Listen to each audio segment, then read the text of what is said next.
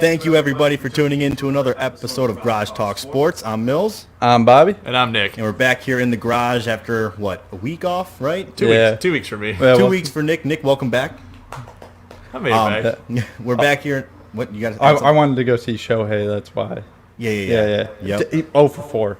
Yeah, I hope it was worth it. Terrible game. Anyways, back in the garage here, bringing another episode to you guys. Disappointed that we weren't able to record after week 1 of the NFL season, but we'll dive into some of that as well as week 2, obviously. A little bit of MLB talk as well with the playoffs fast approaching, end of the season coming up, and then college football. Yeah, what are we in, week 3 now, college football going into? We got some hot takes Week on there. 3/4. 3/4, yes. We've got some, we got some opinions, and you're going to hear about them. I mean, college football has been disappointing, to say the least. For some people, it's been disappointing. Oh, okay. I have the complete. I guess when we get to that, I'll have the complete opposite. This is actually the most I've been into college football. And you're a huge Dogs fan. Yeah, we'll save college football for a little bit here. First things first, though, on the agenda. Bear down Chicago Bears, boys. Hey. Yes. Bears by 1,000, right? Bears are back. The Bears are back, Bears baby. No, but the defense was impressive. Defense was impressive against a mediocre offense. But Jaylen Johnson. Yeah. He's one of Johnson. One of my favorite. I mean, besides like Khalil Mack or Roquan Smith, like the top name guys. Yeah. Even last year, favorite guy in the secondary for me was Jaylen Johnson. I've been very high on Jaylen Johnson. I was surprised that when he got that pick, that was his first career pick. I thought he got at least one last year. No, he had a lot of pass breakups, but no picks last year. Bears get their first win. They win 20-17 against the Bengals. Shouldn't have been that close. Just going to say it. I was live at the game. Yeah. Well, you weren't how live. was it? You were just there. You didn't go live. I didn't go live, but no, very fun with our buddy Matt. Very electric. I'll tell you what. I've been to Sox games, right? I've been to Blackhawks games and everything. I've been to games. Nothing will ever compare to going to a Bears game. Yeah. Regular season Bears game beats postseason baseball game. Just hits different. It hits so different. Yeah. It's like and you can't describe it until you've been there. You got there at 8 a.m. Oh, yeah. You were tailgating since 8 a.m. Actually, we got there a little before 8 a.m. Got a nice buzz going on some Cayman Jacks margaritas. Hey. The boys were buzzing? Boys were buzzing for a little bit. Met up with our boy Ryan as well. He was tailgating in the same lot. Crazy coincidence. Yeah, it's funny. Didn't get an invite by any of you guys. Well, Matt only had the 2 tickets. I wasn't there. Yeah. Me and Nick didn't get an invite by anyone. I should have texted Bobby. He came to my house. If we want to get tickets to a game, I'm not going to say no, but it's like minimum price $150 for a ticket. You know how much it cost me to watch the game? Yeah, hey, GTS goes to the Bears game. Boom. Yeah, guys, donate to our Bears tickets. Hey, hit up us on Patreon, You can just send kidding. You could send it to my Cash App if you wanted. I do have Cash App, so we'll link that in the bio. Hashtag recipe in the bio to our Instagram. Hashtag GTS goes to the Bears game. Yeah. Okay. Yeah. I'm in. I'll just be honest. I'm not going to spend money to go to the Bears game for the simple fact is I enjoy watching the Bears on TV to the fact where I'm like, I don't really need to go to the Bears game. Oh, so. Dude, no, it's so. Oh no! Once I go, I'll know that I'll be into it. But for this point right now, it's like the ticket prices are kind of steep. It's difficult, but nothing compares to going to a Bears game, in my opinion. Especially when they win. Obviously, when they lose, it's kind of just like, why the hell did I spend the money to go do this? But there's no other atmosphere like it, at least in Chicago sports. I can't speak to other fan bases, but I'm willing to bet that when it comes to other sports around the country and everything, whatever the football team's games are the most electric versus like baseball, hockey, basketball. You know what I'm saying? It's just more immersive, Like baseball, I could sit there and just watch, but like football, I'm consumed in it. Yeah, exactly. You're all in on it. But enough about that. We'll get into the actual game here. So Bears, we got to see an extended look at Justin Fields coming out. We'll dive into that a little bit here in a second. But the big thing we briefly touched on it, defense showed up. Jaylen Johnson, first career interception. Joe Burrow went 199 straight pass attempts without an interception, and then went 3 straight pass attempts, 3 straight interceptions in this game. Longest active streak in the NFL. and then probably the shortest streak. Yeah. I don't know how many guys have thrown 3 straight interceptions on 3 straight passes. My question is, fluke, or is our defense good? I think the defense is still going to be okay. The big thing with this one, Bengals' offensive line is not very good. Yeah. They might be the only offensive line worse than the Bears. And even then, they might be better than the Bears' O-line. Yeah. Which is why they should have drafted Penny Sewell and not Jamar Chase. The New York Giants, I think, are worse. It's tough. They're a bottom 5 offensive line, no doubt about it. Of course. So, pass rush, we got to see Robert Quinn, Akeem Hicks, Bilal Nichols, Khalil Mack, a lot of Roquan Smith with the sack. A lot of guys got involved in the pass rush this week. Yeah. Secondary definitely tightened up. Communication seemed to be a little bit better. They still are prone to some lapse in coverage, especially. My big concern is that offenses are finding the weak spots in the zone coverage that the Bears are running. Yeah. So it's the slot receivers. I mean, Cooper Kupp and then Tyler Boyd. Yeah, the slot receiver kills this Bears defense.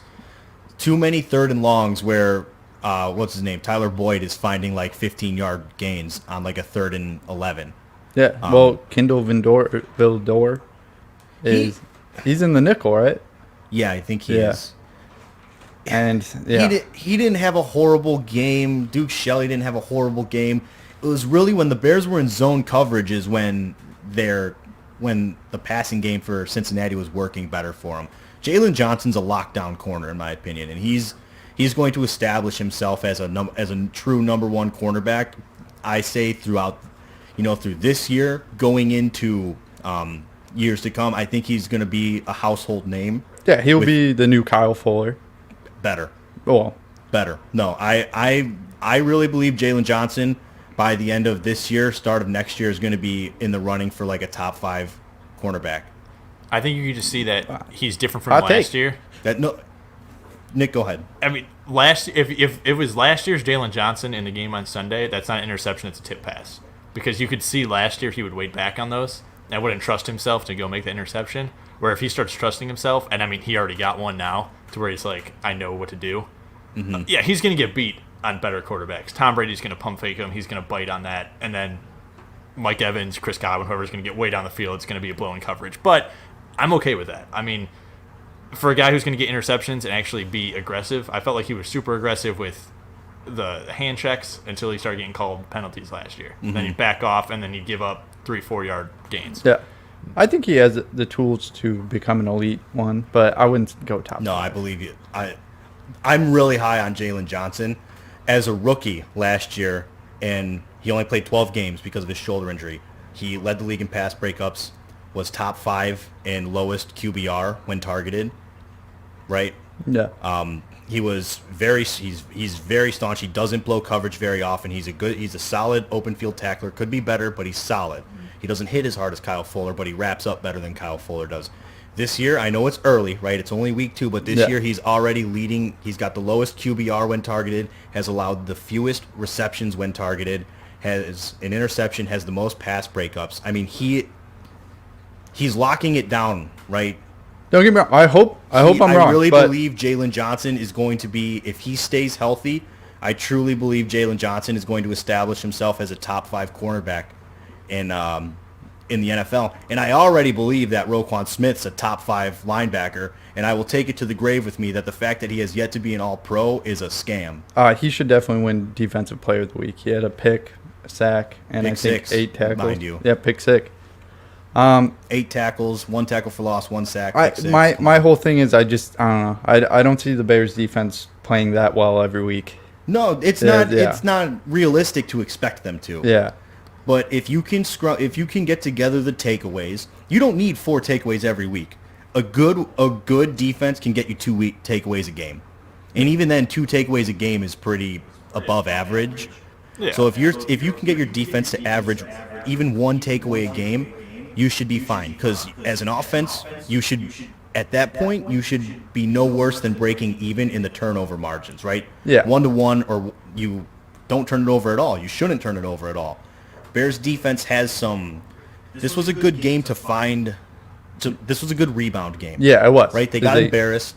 So now this is one of those chances where a good defense will beat up on a bad team. Good defense beats up on a bad team. Score is closer than how the game played out dictates. Yeah. Right. You had a big no happen from Justin Fields that gave 1st and goal at the 9 for Joe Burrow and the Cincinnati. I mean, it's tough. You can't really fault your defense for giving up a touchdown when they were on the field 30 seconds ago, and then they're back on it inside their own 10-yard line. Yeah. So that's going to happen. The Jamar Chase touchdown, after looking back on it, so Eddie Jackson was playing the ball. It was an underthrown ball. He took his eyes off the ball to find the receiver. Because it's underthrown, he didn't have time. He didn't get to adjust to where it ended up coming. So he was playing it like it wasn't going to be underthrown. So in that case, maybe don't take your eyes off the ball. But after looking at it and breaking it down, okay, so now you see why it was a busted coverage. He was reading the ball in the air, didn't expect it to be as underthrown as it was when he went to find the receiver. Tough break. Yeah, but another fluky play. It happens sometimes. Being a safety is really difficult. But it happens sometimes. He had a great game though. A lot of good tackles. He had a couple tackles for loss. Good pass breakups. Forced fumble. It was a good bounce back. It was a rebound game. We got the Browns next week. The Browns. That's going to be a real test. Is the Browns. I don't think so this year, man. No, the Browns is like a good thing for them now. Yeah. The Browns is the Browns. They're going to beat you twice. That's their new motto, man. Hey, Juju found that out real quick. Yeah, all right? Juju learned the hard way. All right, and the Browns is the Browns. Juju bees don't be coming at us. All right. He did get beat twice. The big question going into next week, more so than the defense, is the quarterback situation, though.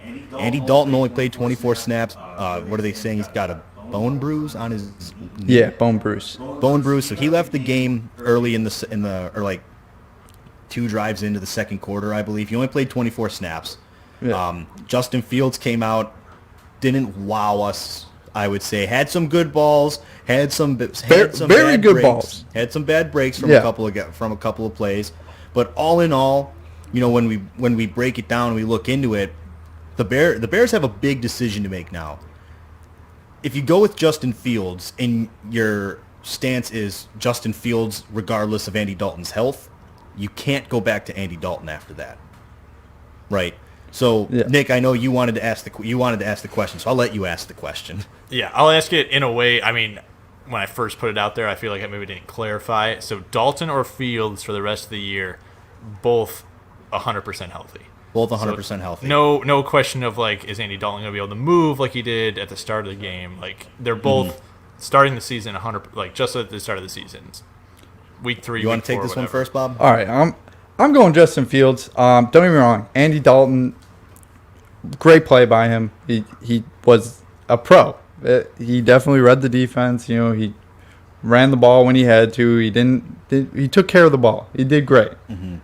But Justin Fields wasn't getting the first team reps. Wasn't even knowing that he was going to go into this game. So a little shaky, but he had some great balls, and Allen Robinson dropping it in the end zone, and Darnell Mooney drop. You're talking he would have over 100 yards and a touchdown. So I think he would have done way better if it wasn't for those 2 plays that his receivers dropped the ball.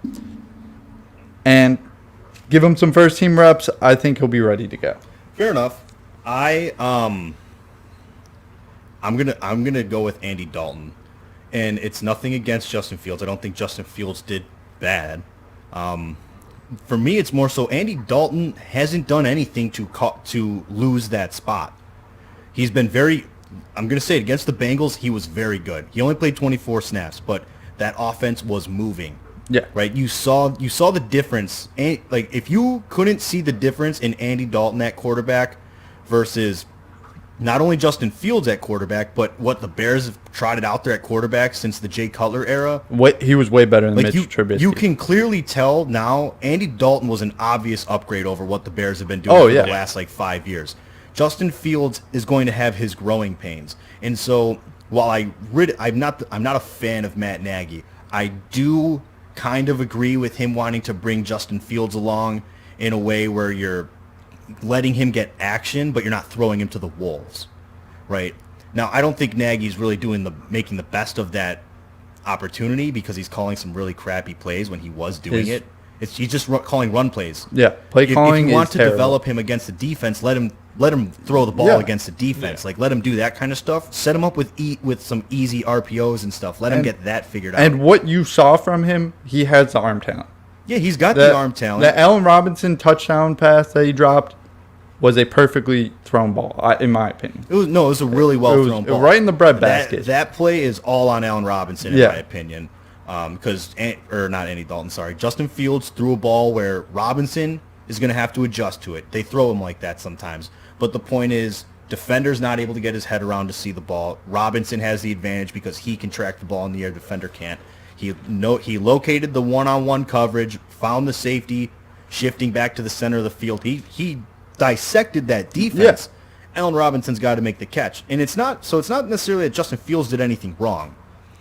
I'm comfortable with Andy Dalton. And if Andy Dalton playing means that Justin Fields can continue to sit back and learn, because there were definitely moments in this game where you can see Justin Fields, maybe Nagy wasn't completely wrong in saying Justin Fields wasn't ready yet. I've never seen a quarterback get false starts that much. Oh, and that too, yeah. Yeah. And some of that is timing with your center. But at the same time, he's flinching before the ball is coming. Like he's stepping back before the ball is coming. So there's some of that's the one-on-one reps or the reps like I said, ones, I feel like that could definitely be taken care of if he's getting more stuff snaps. That can be taken care of. There's chemistry. Interception. Nick, you hinted at it. He was fooled on that interception. I mean, he's a rookie. It's going to happen. It's rookie growing pains. And, right? I mean, obviously, as we could see, Zach Wilson, 4 picks. Belichick just destroyed him. Yeah. Well, yeah, I mean, it's the same. The problem I have with the pick is that it was just such a bad spot. Like, if that happens. Bad spot on the field for that. If that happens, that's going to happen. It's going to happen to. It's happened to Trevor Lawrence. He's thrown 5 picks already. Zach Wilson threw more interceptions than he did passes to. Completions, yeah. Well, completions for a little bit, but also to his best receiver, like that he should be targeting a lot. Mm-hmm. I feel like it's going to happen to other quarterbacks too as it goes on, just because it's going to happen. It's just I feel like it's so much worse for the fact that it was just it's in Bears territory. They're up 20-3. My whole thing is like Bobby was Fields. You're like Dalton over Fields. For me, from watching the game, I'm going to be a complete opposite, and it's nothing with Fields. It's after the way Fields played right now, if Dalton's not healthy for the next 2 weeks, I think there's a serious question about maybe throwing Nick Foles out there for the simple fact that Nagy doesn't know how to coach. Because the scarecrow? You want the scarecrow out there? No. I like where you're going with this. I like where you're going with this. So we talked about it before, early, like after the draft, before the draft. What's a rookie quarterback's best friend? A tight end. You have 2 tight ends that are both ginormous. And not one play while Fields was in there was drawn up to just throw the ball to Cole Kmet or throw the ball to Jimmy Graham. So if Nagy's not going to know how to coach Justin Fields, I'd rather see Nick Foles get out there because from what I watched, if you take Andy Dalton out of the game and say Justin Fields, you completely played the whole game, the Bears lose this game. Even with the Bears having 4 turnovers, 3 picks in a row, the Bears would have lost the game with Justin Fields in the whole time. So if we're going to lose a game anyway, I'd rather have Justin Fields not go out there and throw 3 picks and ruin his confidence for the rest of the week. Where if it's like, if Andy Dalton's out permanently for the season, I'm like, okay, now we got to roll with Fields because after this year, I feel like you got to roll with Fields. Yeah. But if it's a 1 or 2 week thing and it's nothing to do with Justin Fields, he threw an interception, that's going to happen. It was a bad interception, whatever. But Nagy's coaching style with a rookie quarterback is going to ruin. I'd rather see Nick Foles get out there and have a 30 for 30 season rather than Justin Fields go out there and rush for 15 touchdowns, throw for 20, and throw for 30 interceptions and not be good in the future. Fair. A fair Piggybacking argument. off of that, because this was a conversation I had with some random dude walking back to the parking garage after the game. So partially to your Nagy thing, that's another reason with me going with Dalton is Nagy clearly doesn't know or refuses to open the playbook for Justin Fields. You can see a difference in how Nagy calls that offense. He is, in my opinion, he's overprotecting Justin Fields to the point where you're not allowing Justin Fields to learn. And I don't see that changing at all with Matt Nagy because he didn't change that at all in 3 years with Mitch Trubisky. Nagy is not someone who is known for changing his play call style.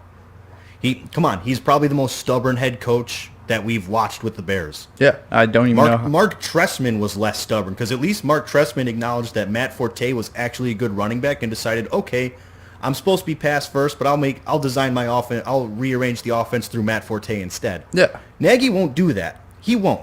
All right, Justin Fields was out there. You were at the game. You probably saw the stat.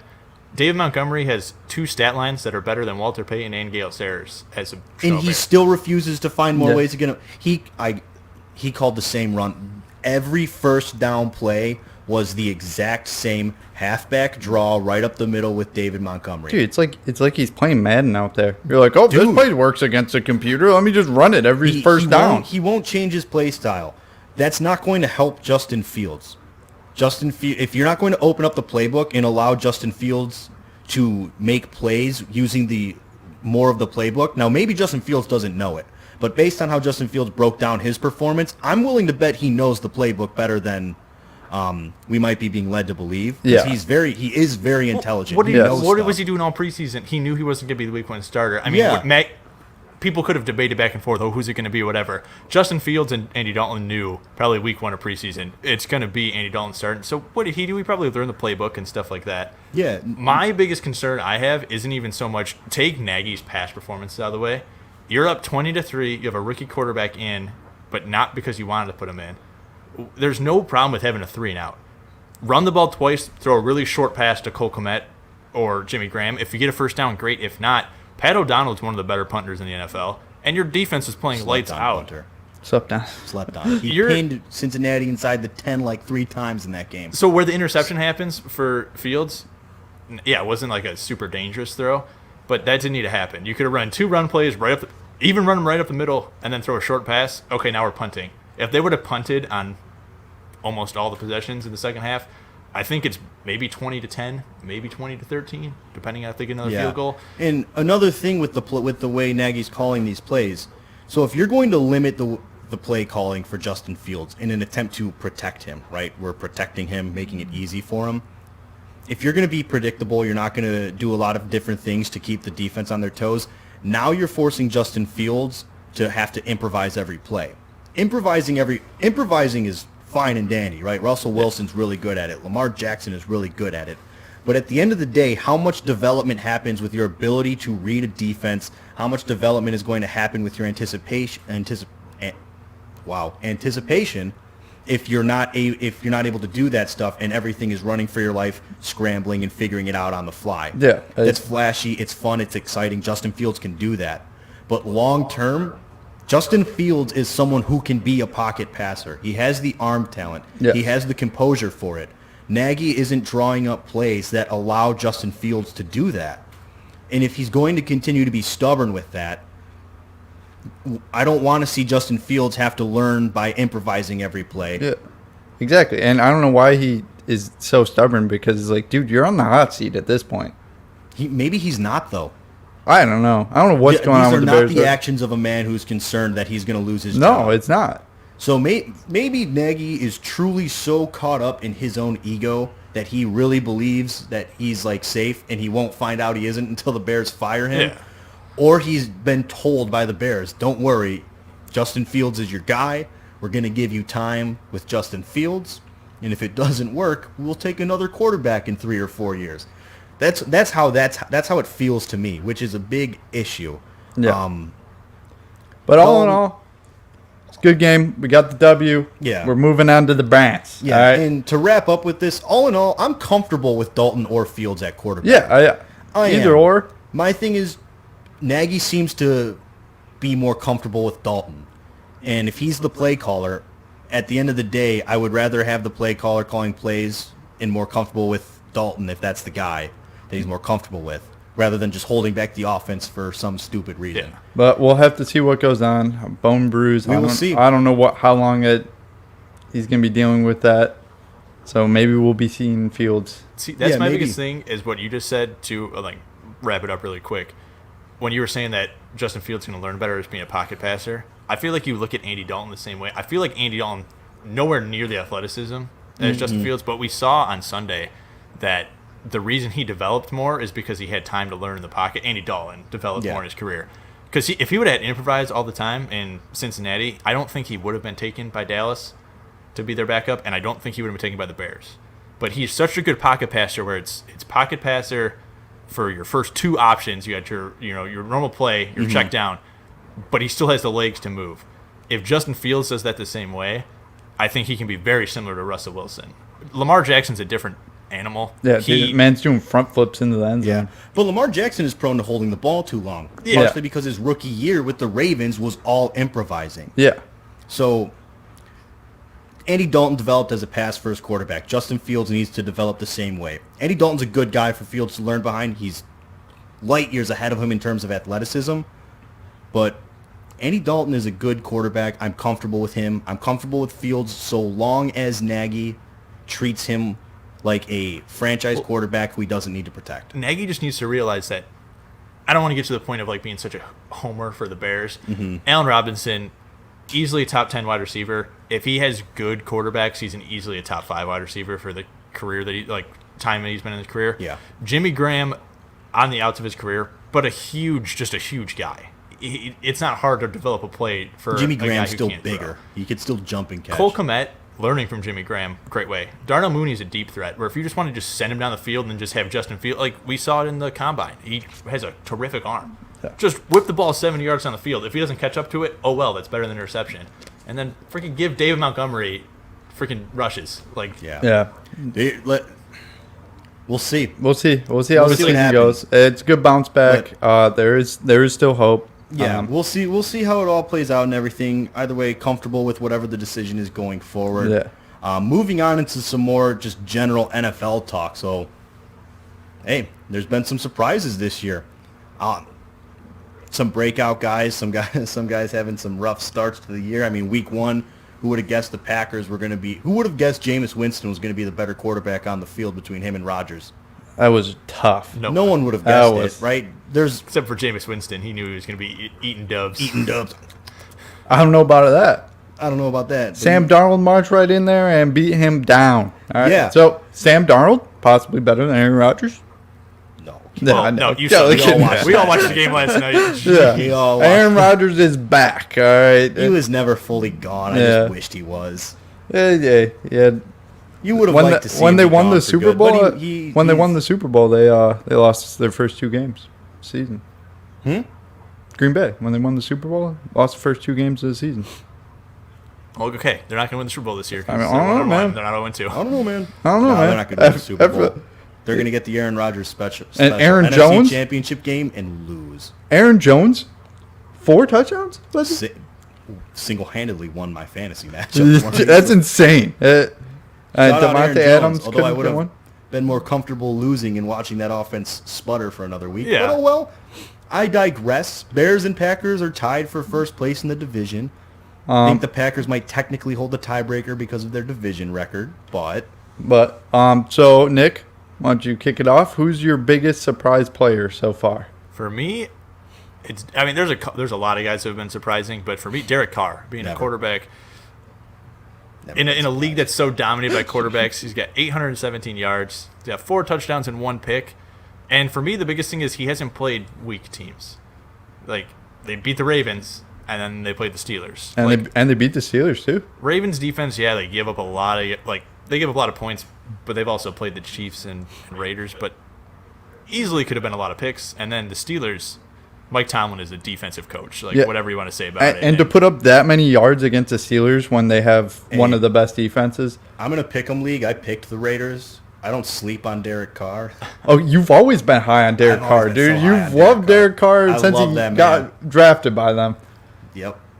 I've been a believer since day one. Bobby can back me up on that. I have. I do like Derek Carr. Well, plus also Josh, is it Josh Jacobs? Is his running back? Has not been normally it's okay, you have a good year as a quarterback, good start to the season, but your running back's also doing stuff. I feel like it's pretty much it's the Derek Carr show. He's not getting a lot of help. Him, Ruggs, and Waller. Yep. That's their big 3. Yep. Josh Jacobs was out. It seems like every week John Gruden's not sure if he wants Josh Jacobs as the guy, even though he drafted, I don't know. And he drafted him. Kenyon Drake, I still think Josh Jacobs way better than Kenyon Drake. Yeah, but it's been like this with the Raiders since Gruden came in, right? Yeah, is Derek Carr really the guy? Every offseason, there's rumors that Derek Carr is not the guy they want in Vegas. After doing his quarterback school where he's like, Derek Carr is my favorite quarterback who's ever come here. Yeah. And then coach him. Gruden and then, QB camp, dude. I love that show. And then like the first season after, he's like, yeah, I don't think Derek Carr is a good quarterback at all. Like what happened to like 2 years ago you were like, this is my favorite quarterback ever, and now it's like you kind of hate him. He said that about Nathan Peterman, and then they have Nathan Peterman on the team. Gruden's a weird man. He's a weird dude, man. I do kind of root for the Raiders, though. I'm not a Raiders fan, but they're one of those teams I always like to root for them and see them do well. So me being a Derek Carr fan makes it a little bit easier there. Another thing, though, the Raiders' defense is playing better than expected. Max Crosby and Carl Nassib are playing well. Secondary's not doing too shabby themselves. Corey Littleton. They're just performing pretty well as a team. For me, though, my biggest surprise player so far, and I'm not even going to say I'm surprised, but probably surprising to the league, is Sam Darnold. Sam Darnold's not wowing you. I love Sam Darnold, man. No more ghosts. No more. I've been saying that man needed to get out of New York for basically since he was drafted. So Sam Darnold, he's not wowing you anything with his stats, but the fact the Carolina Panthers are 2-0, Sam Darnold is winning games, beating up on New Orleans. Yeah, right? dude, they destroyed them. Shut down Alvin Kamara. Shut down Winston. They couldn't move that ball. But the big thing for me is Sam Darnold is doing well. He's not making mistakes. He's getting the ball to his guys. Him being reunited with Robbie Anderson, it's amazing. Well, plus, that connection is back. Yeah. Him with Christian McCaffrey is how I feel like they wanted Le'Veon Bell to be, kind of fill that role where it's like I can pass to my running back and have that easy out, but it just never worked out. Right. But now that he has him where he's like, hey, if worst comes to worst, Chris McCaffrey, a terrific pass blocker. He'll throw a block every once in a while, but also he knows how to get open when he's an actual receiver. He's a safety net. Panthers O-line in general is doing pretty well. They're holding up nice. And Matt Rule, can't complain about him, man. Can't complain. The Panthers are playing pretty well. Sam Darnold's a big part of it, though. Quarterback play is huge. He's playing consistent. He's making the right decisions. He's being quick with his decisions, getting the ball out. He's throwing accurate passes. Him and Robbie Anderson already seem to be picking up where they left off from New York. Sam Darnold, that might go down as like the most underrated acquisition of the offseason for Carolina. Just in general for the league. So far, the way they've played, number 2. I mean, they got the Bucs in their division, but I think they could definitely be number 2 in that division. Yeah. We'll see going forward. It's only 2 weeks, though. Only 2 weeks in. Change. Yeah. I went receiver for my breakout player. Cooper Kupp, man. 16 receptions on 21 targets, 271 yards, and 3 TDs. Won me my fantasy this week with Derrick Henry.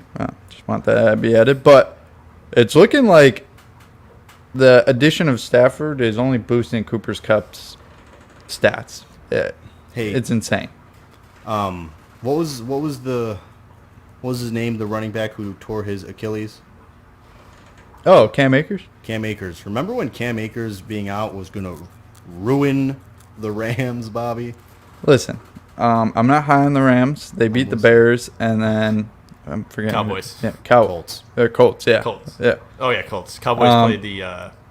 when Carson Wentz literally sprained both of his ankles. I don't even know how that's possible. I don't know either. But because he's got glass bones and thick skin. Because dude, that's Carson Wentz. Carson Wentz is dude. I feel bad for him for the simple fact I don't like Carson Wentz. He's a douche. Thank you, Colts, for taking him. So the Bears did not take him. God. Yeah, thank you for that. It's working out real great for you guys. Real well. Hey, Jacob the Rams are still going to be just fine. I'm really not concerned about them. Matt Stafford being there is going to be huge. DJ Henderson's doing just fine on his lonesome. I just wanted to play one. I mean, the Colts defense not like a slouch defense. It's no, just, not at all. I feel like they got the weakest Bears defense I've seen probably since I've started playing football. They beat up. Dude, that looked like if we just trotted out the NIU Huskies defense that game. It was horrible. Yeah, pretty much. It was very embarrassing. It was very embarrassing. Not what you want to see. I think good Bears defense. I'm not saying that they win, but there's a chance that they win. And then if Carson Wentz doesn't go down, I feel like the Rams could be 0-2 right now. I mean, pending. I mean, they're 2-0. You can't argue with them. Don't get me wrong. It wasn't anything spectacular. They didn't blow out the Colts, but I don't know. I'm just not high on the Rams this year, man. I feel like for me, it's not so much that I don't have faith in the Rams. It's just I feel like their division. It's a very good division. It's not. And now, if Cliff Kingsbury is going to prove me wrong this year and not be a scrub, the Cardinals are another team to watch out Yeah, for. dude, you've been bagging on them, and look at the Cardinals, man. Well, okay. He's not. Listen, the Cardinals aren't the only ones making my hot takes look really bad right now. Jaguars are doing pretty rough as well. Yeah. They're also making me look bad. They're my prediction of biggest turnaround for the Jags. Urban Meyer might be one and done in the NFL, man. All those college coaches, all those college head coaches who have been staples in college, they never pan out. Yeah, they don't. They don't, man. Dude, but I feel like it's the same the other way too. Coaches that like are, highly touted in NFL, but then they go to like Lovie Smith, Jim. He went to U of I. Jim Harbaugh. Dude, come on, that's like Jim. Okay, Jim Harbaugh's a weird case because he's a coach. He's a rare case of a coach who succeeded in college, came to the NFL, succeeded. But now he's back in college and he's not the same. Like he was in Stanford, he was a big part of the Andrew Luck rise in Stanford. Huge part of developing Andrew Luck. Stanford was a very good program under him. Goes and signs with San Francisco, takes him to a Super Bowl, NFC Championship games, playoffs for like 3 straight years. His 4th year, they finished 8-8, and they cut, boom, gone, done. Yeah. And then he was fired, and wasn't like Chip Kelly briefly hired in San Francisco? I think he was. He had like a year in San Francisco, right? I'm pretty sure he was. Yeah. I think so. And then they went last year as a quarter, like in the league, he was the coach. Yeah. I'd have to double check. I'd have to fact check that. I'm gonna fact check you right now. Yeah, but coaches don't normally jump from one level to the other and succeed in it, which is kind of weird. I can't really figure out. I'm not really sure why that is. I think for Jim Harbaugh's case, Lovie Smith, he went to the. He was in a losing situation. I was just saying, like. Yeah, no, I know. I'm just like, come on, don't dog the man like that. But still, Lovie Smith took a step down from where everyone thought he could have brought U of I higher than he did, and was still a loss for him being there. Yeah. But I'm not saying like I didn't expect him to win the Big Ten championship and make a college football playoff push. No. Jim Harbaugh though was definitely supposed to be Michigan's ticket to the college playoff, and it went the complete opposite way. And I enjoy watching it so go the fast. complete opposite way. Hey, but they're 3-0 right now. Yeah, but They played like dude, come on. Yeah. Washington and NIU.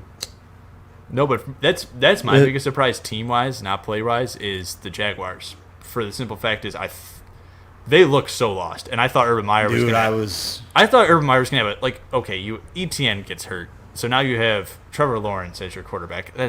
He's a rookie quarterback on a bad team. I didn't expect much. You still got James Robinson. You have Marvin Jones Jr. They lost to a dumpster fire of the Houston Texans, 37-21. By Tygod. Dude, yeah, who's out for several weeks. Dude, okay, I'll get it. I called it, right? I said Tyrod Taylor's going to have a good start to the year. Yep. He's going to get injured, and Davis Mills is going to come in, and that's going to be the end of Tyrod. No, dude, come on. Not again. Not again, I know. Let Tyrod get a shot, all right? I understand, but dude, how... It's a cruel world that we live in. It's got to be like a...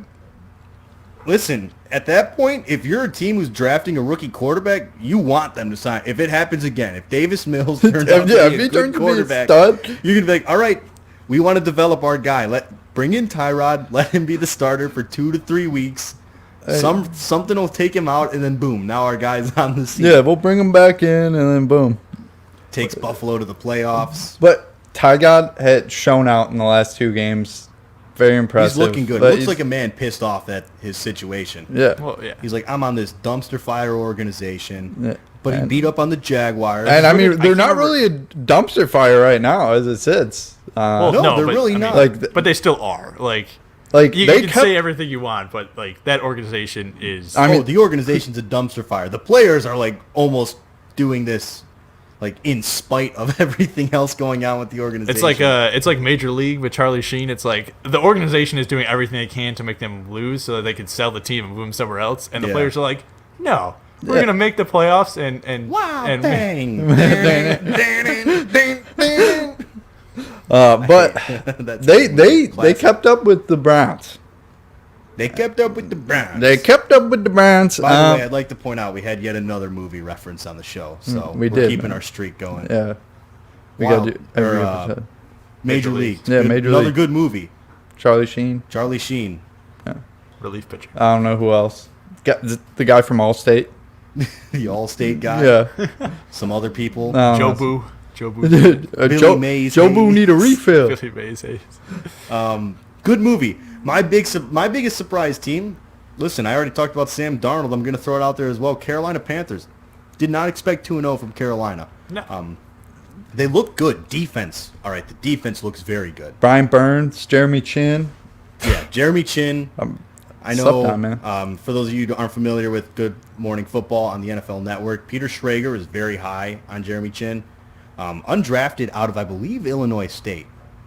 I don't think Southern Illinois. Southern Illinois. I'm pretty sure it's Southern Illinois. I'll double fact check. By the way, Chip Kelly did coach 2016 San Francisco 49ers. And then now he's at UCLA. Steel trap up there, man. Yeah, and UCLA had a rough loss this week, I believe. But Carolina Panthers playing very well. They're balling out. They have a good receiving core too. They have a good receiving core. They have the best running back in football, if not the best top 3 running back in football, top 2 maybe even. O-line is playing really well. Sam Darnold is like on a mission to prove to the world that he was not the problem with the New York Jets. So far, he's succeeding. Yeah. Jeremy Chin, what college do you think you went to? Southern Illinois. Yeah, Southern Illinois. I said ISU at first and then corrected myself to Southern Illinois. James Robinson, ISU. James Robinson. Yes, sir. Feed him, Jacksonville. Yeah. Feed him. You run the ball, man. You got a rookie quarterback, even though it's Trevor Lawrence. Help him out, man. Trevor's not looking hot. They lost to They lost to Houston and they lost to Denver. I was trying to think of who they played second. Same thing. Justin Fields, same thing. Give the ball to James Robinson. Isn't, I don't think, as powerful as Dave Montgomery, but he's quick. Give him the ball. Solid. Give him the ball 3 straight times on the first drive, even if it's 3 and out. It's like, let Trevor Lawrence settle down in every game. And you have Carlos Hyde too. Like, he's not a scrub.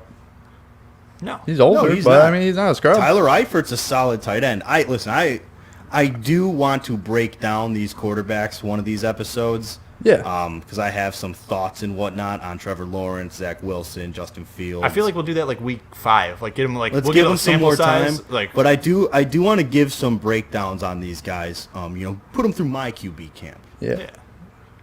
And as if I'm some Mills QB camp. Mills QB camp. But not David Mills. I do. It's some stuff that people have probably heard, but I do think you have to let those guys settle down. They're being trying to do a little bit Also, too much. Belichick is a mastermind with fooling rookie quarterbacks, and Zach Wilson got. All right. Well, yeah. Yeah. But I mean, it's like that's what you expect. It's like Nick Saban at Alabama playing Citadel or whoever they play. It's like if they don't score 85, if they don't score 85 points, it's like that's what you know what's going to happen. Like classes. Bill Belichick just Bishop Sycamore Prep. He took his entire wall and spent it on defense, and then you're going to play a rookie quarterback in week 2. I didn't expect 4 interceptions and like 2 completions at the same time as 4 interceptions, but he was bad. Yeah. Sheesh. But it's the thing about the NFL. Just bounce back, man. You got to come back next week, and you got to have your rebound games. Bears had theirs. Other teams can have theirs. Hey, Davis Mills, now's your time to shine. Jacob Eason, possibly come back from that that rough interception. Come back. Yeah, I mean, I don't even know if Carson Wentz is walking right now. So I don't know, dude. Carson Wentz probably glass bones, paper skin. Too, I know, real. And then we got Sam Ellinger's 3rd string for the Colts. Yeah, he is. Jacob Eason, this is his chance. Him and Davis Mills, time to capitalize. Yeah, let's see. Davis Mills, just because I want that. I like Tyrod Taylor, but listen, man, if the formula is Tyrod Taylor for 2 weeks and then he gets injured and now your rookie's like a breakout star, Tyrod Taylor can make a lot of money if that just continues to prove itself. Exactly. It'll be like what was that guy who went to 6 different teams? Was getting paid by 5 of them by his last year. Brock Osweiler. Dude, Osweiler, he made a killing, man. Brock Osweiler. He just came in the NFL and ran their pockets. That's all he did. He just the Texans paid like $17 million to the Browns just so he wouldn't be on the team. Yeah, anymore. it's like, how do you get that lucky, man? He's getting signed. Oh man, what is Brock Osweiler doing now? I'll be laughing. Yeah, dude, he's probably just living life. Brock Osweiler has been retired Yeah. because he makes a ton of money. But I will go with my biggest surprise team, Kansas City Chiefs. Really? They're 1-1 right now. Could possibly be sitting at 0-2 if they lost their first week to the Browns. It was a pretty close game. It should not have been that close. But their defense is not holding up. Listen, they got beat by Lamar Jackson, straight up. No, they got beat by Clyde Edwards-Helaire, who fumbled the ball. Well, that's my thing. Is like, Okay, but the point is, Lamar's like the entire team in. Hollywood Brown's out there. What are you Yeah, dude, talking Hollywood about? Brown. 6 receptions, like 153 yards, touchdown. Listen, Hollywood Brown's on my fantasy team. I like the guy. Yeah. He's on the bench. I But benched him they're- for Jerry. Or, I mean, let's not Landry. let's not sit here and act like Baltimore's not seriously snake bitten with injuries. Yeah. Well, no, their best running back is Lamar Jackson because J.K. Dobbins. How many times did he run that ball in that game? lot. Like way too many. Like, don't get me I wrong. don't want Justin Fields doing that. Yeah, exactly. Don't get me wrong. Like, Lamar Jackson is great at what he does. He single-handedly won that game, but do not run him that much. And Like, don't do front flips into the end zone. I know, dude. I was I like, definitely ooh. thought his shoulder popped out when he landed on his arm. He put his arm straight. I'm like, oh no. But like, Oh Lord, you can't be running it's him like time for you can't be. Trace McSorley if that happens. Oh god. Hey, his rap career. Hey, Hey, check it out, man. check him out, Yeah. Trace McSorley. It's fire. Dude, he's got such like a swagged out white dude last name too. Yeah. McSorley. His first name too, Trace McSorley. But dude, they were running Lamar Jackson like he is like Ezekiel Elliott He's- or dude, like, that's their offense until Look- at least until Latavius Murray is like Like- more familiarized and settled in. Tayshaun Williams What? is the Ravens running back. Tayshaun Williams is like their guy that they've actually had on the team for the longest time. Oh yeah, but Latavius Murray's going to be the T-Train's the guy for them filling in. But Yeah. until he settles in and is more comfortable with everything, Lamar's going to have to do he's going to have to do it all. And the Chiefs were a team to do it against. I've always thought the Chiefs' defense is dude, at its very best average. they are the worst defense in the league right now. Yeah, at best, that's an average defense. But that's what happens when over half of your salary cap is on the offensive side of the ball. Yeah. I mean, don't get me wrong. The Chiefs are going to need to put up 28 points plus most times, Yeah. unless they're facing a bad team. And 'Cause the Chiefs' defense isn't that great. Well, like, and they had to go and- up against Sammy Watkins too. They shouldn't have lost that game. It literally came down to that one fumble. Like, they were in field goal range. He fumbled Yeah. the ball. You cannot do that. But I'm glad they lost because I kind of like the Ravens. I'm not like a big Ravens fan. Yeah. I have some friends who are Ravens fans. I used to be a Ravens fan. What? I used to be a Ravens fan. Really? Back in the Joe Flacco era. Oh, man, dude, come on, cool dude. Joe Flacco. Hey, Joe Flacco. He is one of the greatest playoff quarterbacks. Let's not our take generation. anything away from that man's Dude, playoff Joe success. Flacco. What? Nothing's cool about him. That was his nick. That was what they called him, Cool Joe. Yeah, exactly, I'm pretty but- sure they took it from Joe Montana, but that's what I just remember in the Super Bowl. When the power went out? No. I forget who called the Super Bowl. It was Joe. It's Joe. What is it? Joe Buck and Troy Aikman. Troy Aikman kept referring to him as Cool Joe, so that's just what I started calling him. I remember he was raving about it. He's like, look at how tight this spiral is. You gotta be calm. That's cool. That's a Cool Joe spiral. And I was just like, what the? Like, But- I like Troy Aikman, but still, like, Yeah, come shut on, up, dude. man. Quit saying Cool Joe. Ain't nothing cool about Joe Flacco. All right. He's got a Super Bowl MVP. I He's was- had a lot of postseason success. You can't Yes. take that away from him. I can't, but I mean, it just. Listen. He had the Patriots number in the playoffs for a number of years. So did Mark. So did Mark Sanchez. Oh, and the come Jets on. for a Don't little bit. So bring did Mark Eli Sanchez Manning. into this. All right. The one guy. So did Eli. The one guy Tom mean, yeah, Brady Eli does not did. want to play ever again is Eli Manning for sure. Oh, especially in yeah, the dude. playoffs. Easy. Eli Manning's gonna Okay. come out of retirement and sign with like the Falcons. I was watching that Chiefs Ravens game, and they were talking about like this is probably one of the greatest two quarterbacks going up against like for the future or whatever. Yeah. I have a very strange opinion, I guess, in today's NFL. My most exciting like quarterback who's kind of changing how quarterbacks kind of look to me is not either of those two. I think Lamar Jackson does crazy things. I think Patrick Mahomes does crazy things. But I think Michael Vick is a better version of Lamar Jackson. I love Mike I think he's Vick, man. more accurate. He was left-handed. I don't know. Left-handed, baby. I wouldn't say he's. I would say he's faster. I think Yeah, Lamar Tua's Jackson. left-handed, and he's got some broken ribs. Well, he's a different case. I He's think no Mike Vick. Lamar Jackson has a better kind of set of moves, like spin move, juke, kind of just quick on his feet. Mm-hmm. But I feel like we've already seen that with Michael Vick. I feel like Patrick Mahomes just kind of dances around a lot and then throws the ball far. So I guess there's a couple guys put together. Brett Favre. For me, one of the guys that I look at Brett that's kind Favre. of changing the game more than I think people give him credit for is Josh Allen. And Andy Dalton. Josh Allen is It's a red rifle.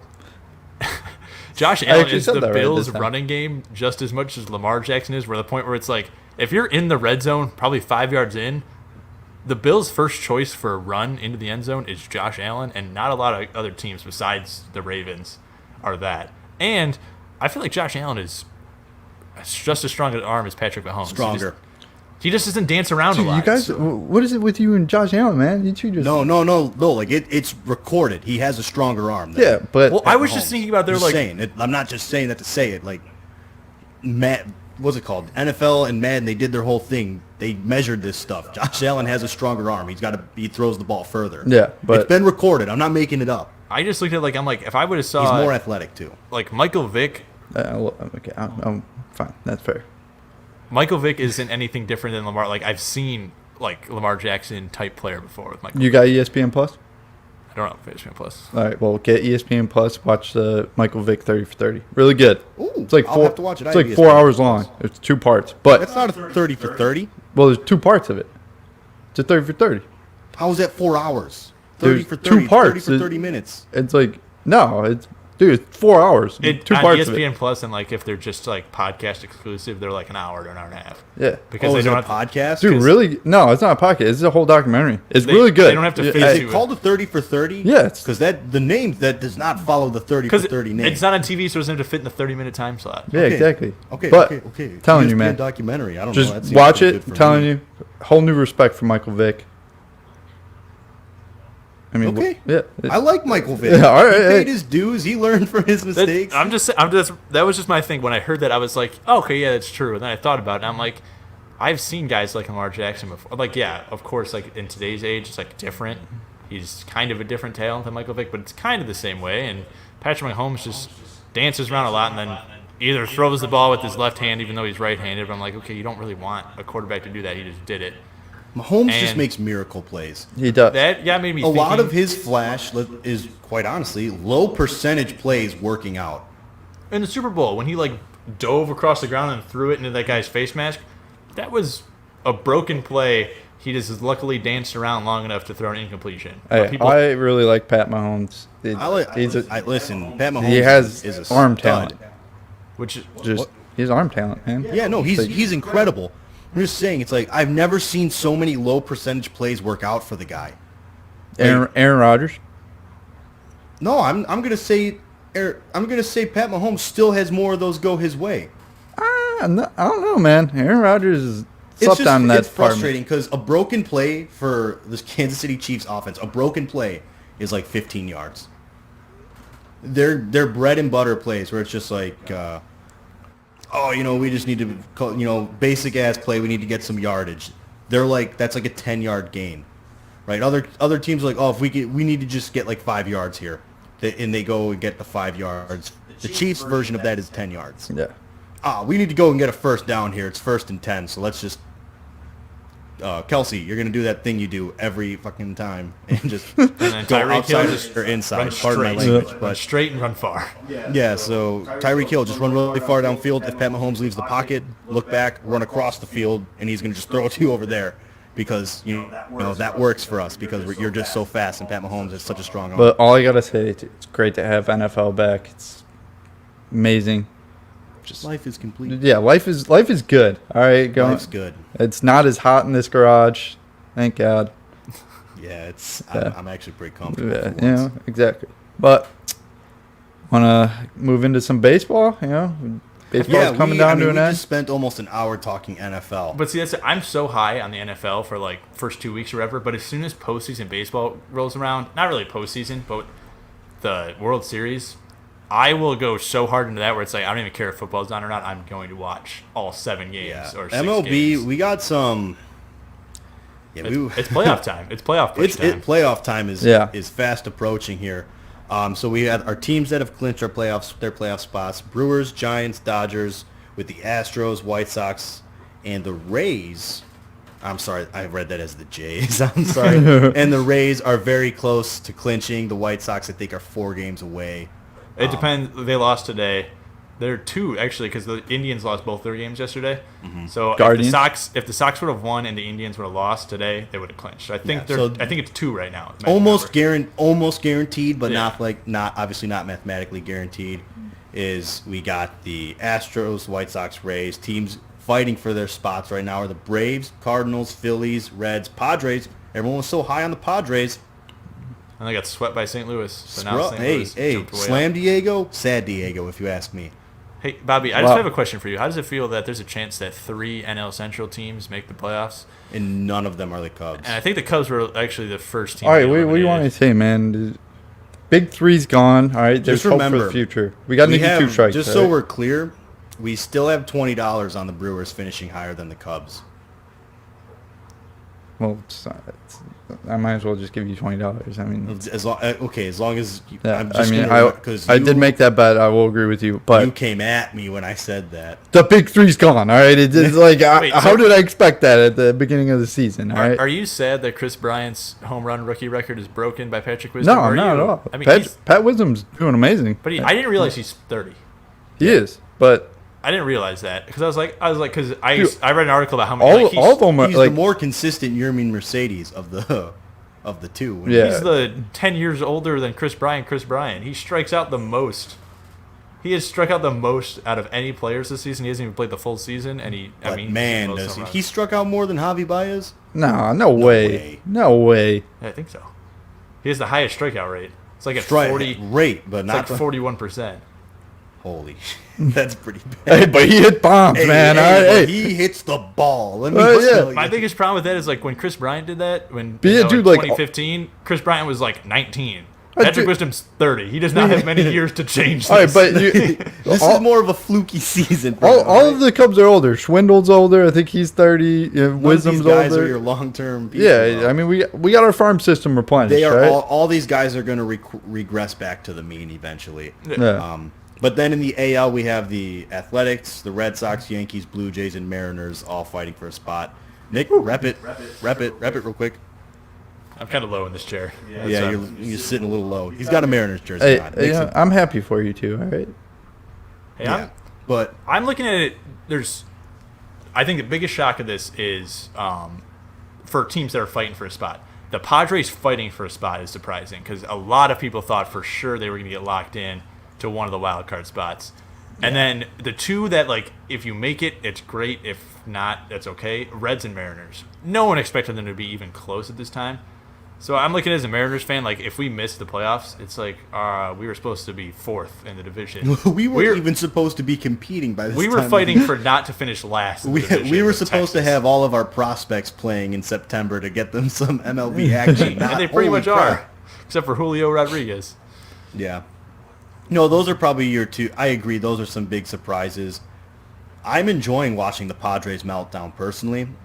The MLB has hyped that team up so much to a point where I'm almost rooting against them because they have personalities and everything, cool, small market and everything.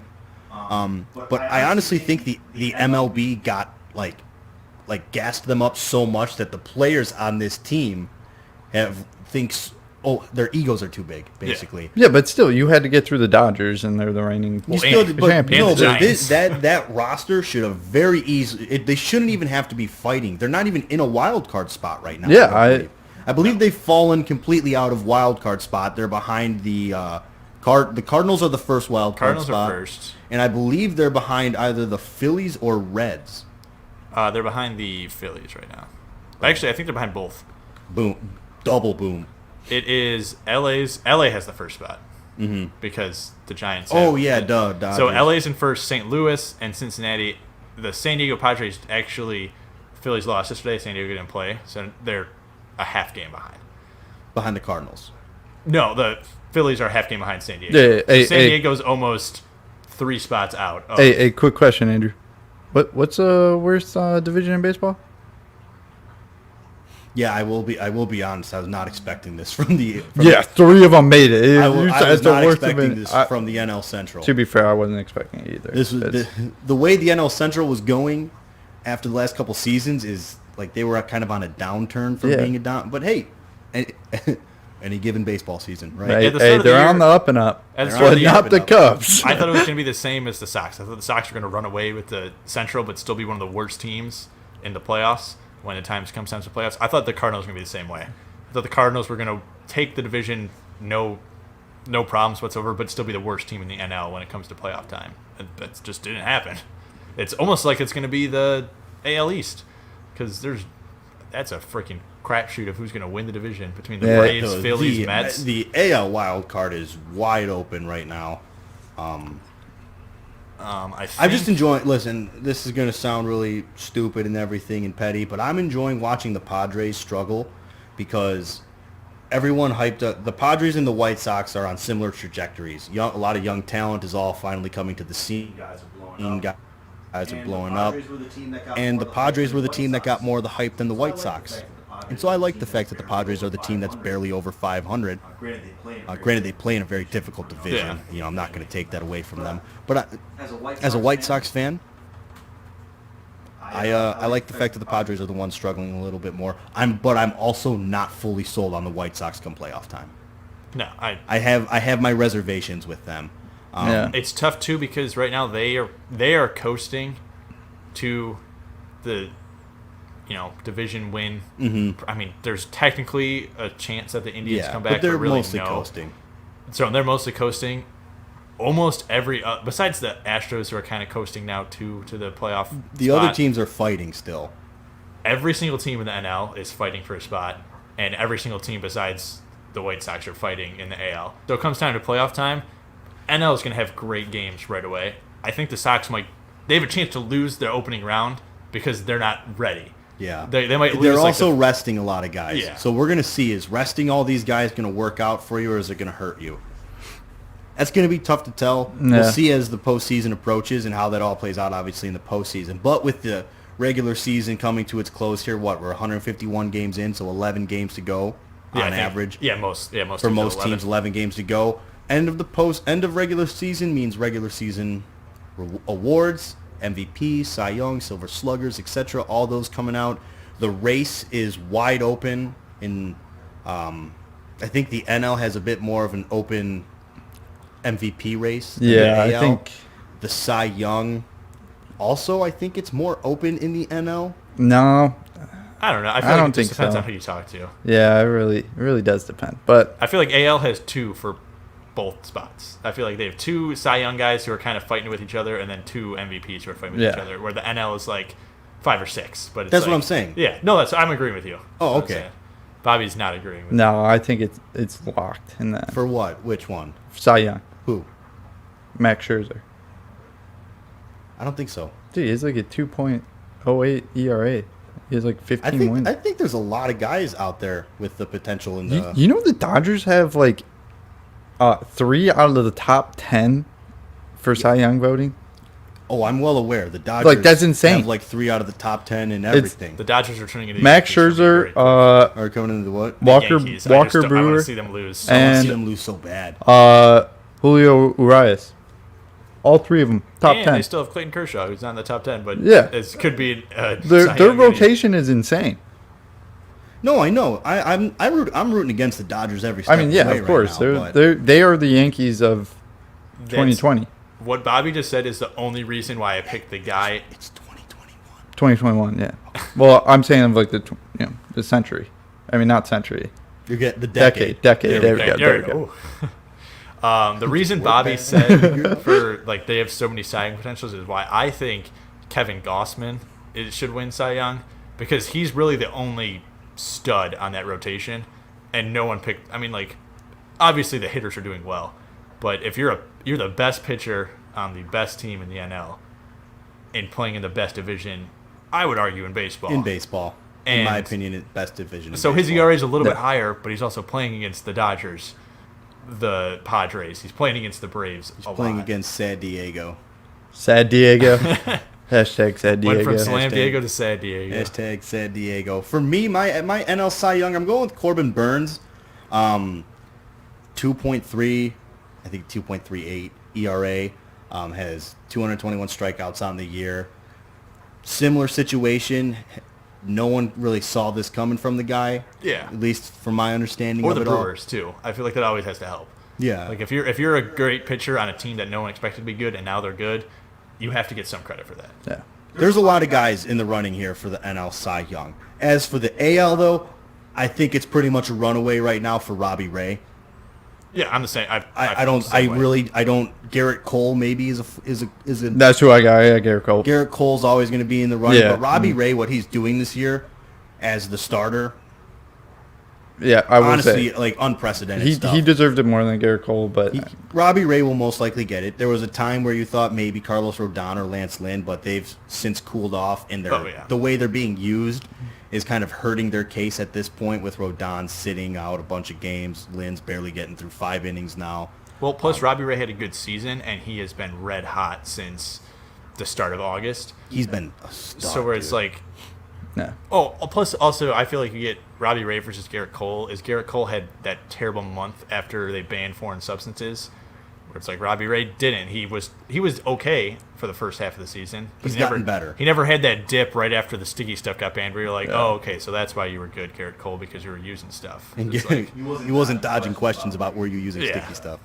Robbie Ray, I'm pretty sure he's running away with it. Honestly, the only thing that would prevent him from it at this point is the fact that Garrett Cole is on the Yankees. Yeah. That's my honest opinion on that. Robbie Ray, in my opinion, clear-cut favorite, should win the NL Cy or the AL Cy Young.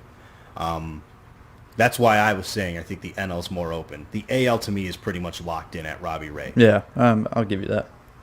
So, go AL. AL MVP? Yeah, it's a tighter race, I feel like. Rough transition there, guys. Yeah. Very rough transition. It happens sometimes. Yeah, so it's AL is clearly between two players. I don't think it's in this really... case the AL is less open. Yeah. Or I said that NL was wide open, I think, for both of them. NL MVP, you know what? I got to go with Bryce Harper. He has like pulled the Phillies back into this wild card race now. I don't think they're going to make the wild card, but since August he's got like a 361 batting average. He leads the league in OPS and slugging right now. He leads the NL, or maybe it's just the NL in those categories, but he is being very dominant at the plate. He's got 17 home runs since August. He's having a very good year, and with the way the Phillies are like coming back into the playoff picture, this is definitely, I think the arrow's pointing more in his direction. Earlier, you thought Fernando Tatis Jr. was running away with it, but with how Bryce Harper's playing, with how the Phillies are starting to come back into this picture, to me, he's the NL MVP. I still think Tatis has a shot. He still has a shot. Yeah, 39 home runs. I think he's batting like a 305. Yeah, I'm just saying, with Bryce Harper, the impact he's having on the Phillies. Yeah. I would what's just say that would be the only thing that would help his case. In my opinion, pointing more his way, because he's pulling a bad team or an average team into the playoff picture, whereas Fernando Tatis, in some reports, is actually contributing to the meltdown in San Diego. Yeah. Sad. John Boy had a breakdown. Of Manny Machado yelling. Yeah. Oh, dude. Hey, props to you, Manny Machado. You grew up with that. Yeah. Way to mature. I'm not a huge fan of Manny Machado. I liked him in Baltimore, hated him in L.A. when he was with the Dodgers. What he said with his art, like on that when he got interviewed about how he was yelling at Tatis, still don't like him, but I have more respect for him than I did in the past. Right, I agree. I think I'm in the same boat as you. Like he did it in a very aggressive and obviously expletive way. Yeah. But the message was a mature message, and the point he was trying to get across was a big one. I think someone that was a part of the thing with when I said earlier, I think the egos are kind of getting the better of the Padres. Manny Machado basically had to check Fernando Tatis because Fernando Tatis was going to find himself ejected from that game if he doesn't cool off. Well, and also, like, Bobby's picking him to be MVP. If Machado doesn't say anything, there's no chance because Tatis is just going to slip down. I feel like he might try to pick it up now because he's like, hey, I have to play good baseball or else we're not going to make the playoffs. Yeah. So, yeah. Who was your pick for that now? For me, I feel like both my NL picks depend really on where their team ends up finishing. What was that, dude? I'm sorry. You didn't see the comments. What was that, dude, man? What's wrong with him? They were just for like 20 minutes straight. I block him. Block this other person. He's back. How is he back? I just blocked him.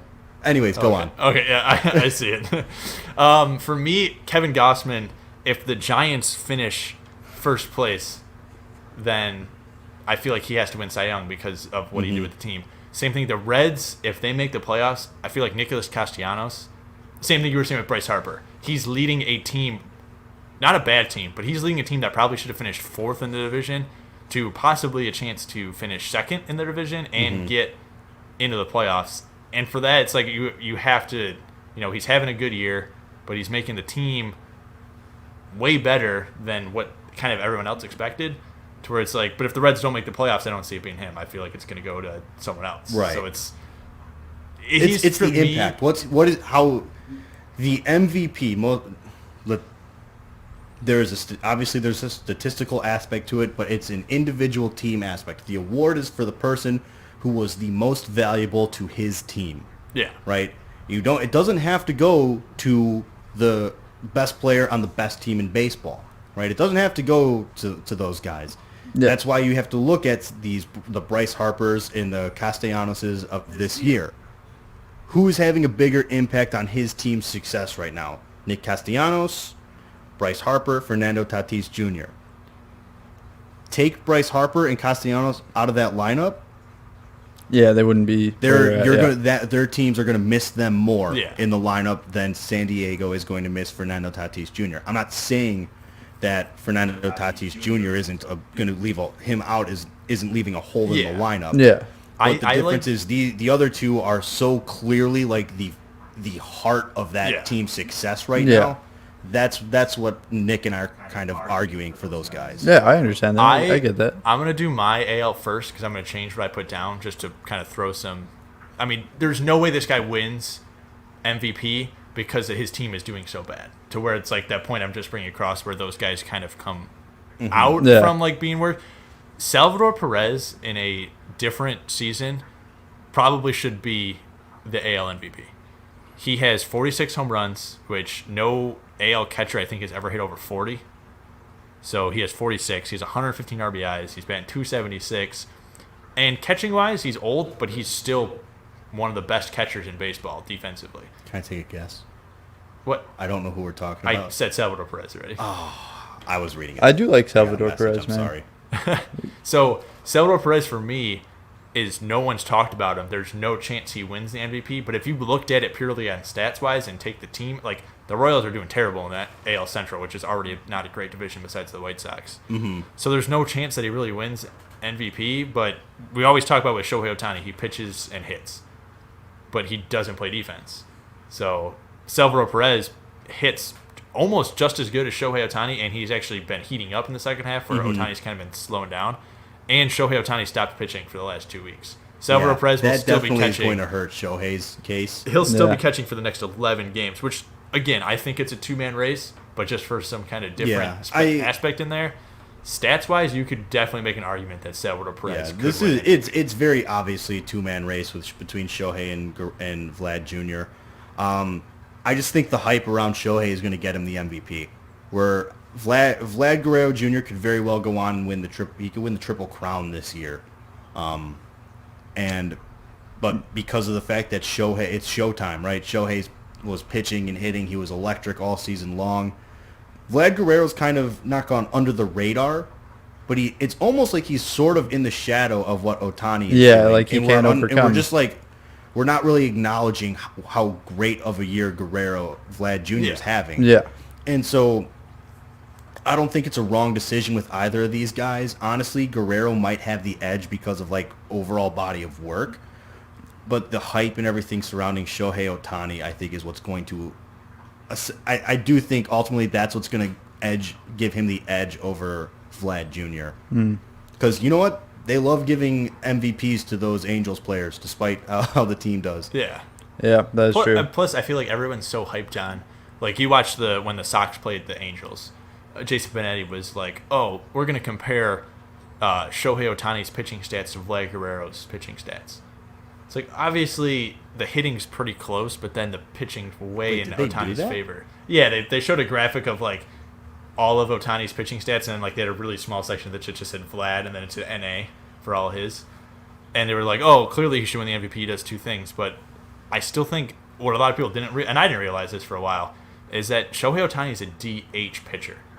If they don't play him in the outfield anymore. If he was a right fielder pitcher, I feel like they rarely play him in the outfield. Easily he wins MVP because he's doing 3 jobs. But his defensive stats are 0, where Vlad Guerrero plays first base. Mm-hmm. Yeah. So it's like, which I'm like, I'll let Bobby talk about why Vlad Guerrero should win MVP because I know that's his pick. Man hits bombs and he plays first base. He hits for solid average. Yeah, he does. I think he's batting like right around like 260. No, 321. Yeah, 321. Like I said, he's in contention for the Triple Crown. He's in contention. The only guy that's going to stop him getting Triple Crown is Salvador Perez, because right now they both have the same amount of home runs. Vlad Guerrero has 105 RBAs. Salvador Perez has 115. Ooh, but he's batting like 260. So ooh, Vlad Guerrero way ahead in average. But he needs to get 11 more RBIs and just hit more home runs than Salvador Perez. Yeah. Which possible, because, I mean, the Blue Jays are fighting for that spot. So big offense over there. Yeah. See, that's where I think Bobby's plays in more Vlad Guerrero's pick. If the Blue Jays end up getting that second wild card spot, yep, that could be the difference maker. Yeah. That really could. If they don't get it, Shohei definitely going to win it. I don't think it's a wrong decision either way, though. Yeah. No. That's my big thing. Yeah.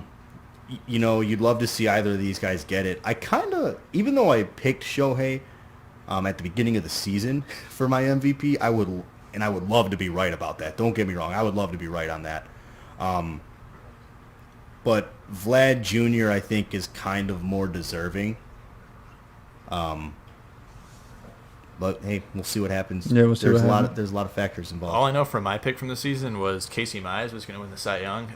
I've never been more wrong on a thing ever. And I think, like, back in the Bros Beard Sports days, Andrew and our other friend Cole's old podcast, I think I picked like 3 guys to go to the Miami Dolphins and they were going to win the Super Bowl like the next year. I was more right about that than I was about Casey Mize winning the AL Cy Young. I predicted the Giants to trade for Derek Carr, and instead they drafted Daniel Jones. So that was years ago. That was a while ago. Back in the garage. No one saw the Daniel Beard Sports days, which, by the way, no one saw. We're going to bring our buddy Cole onto the show. Well, for the Giants, we one of these days. All right, yeah. He's an Oregon fan, right? Yeah, Oregon fan. Briefly, let's roll through some college football. Right, let's move on. MLB talk, guys. All right, you heard our picks. With Oregon, in the top 5, we got Alabama, Georgia, Oregon, Oklahoma, Iowa. Iowa is huge. I did not see them making it. Iowa was definitely a shock to me. Do you think these are the top 5 best teams? I think the first 4 are pretty close. Actually, no. You know what? First 3 are close. Alabama, Georgia, undoubtedly your 1, 2. You can honestly put those in either. Oregon did beat Ohio State, so I'll give them respect. Oregon is looking very good. Top 5 for sure. And they have to go through UCLA, and I think another Oklahoma, top. on the other hand, has underwhelmed me.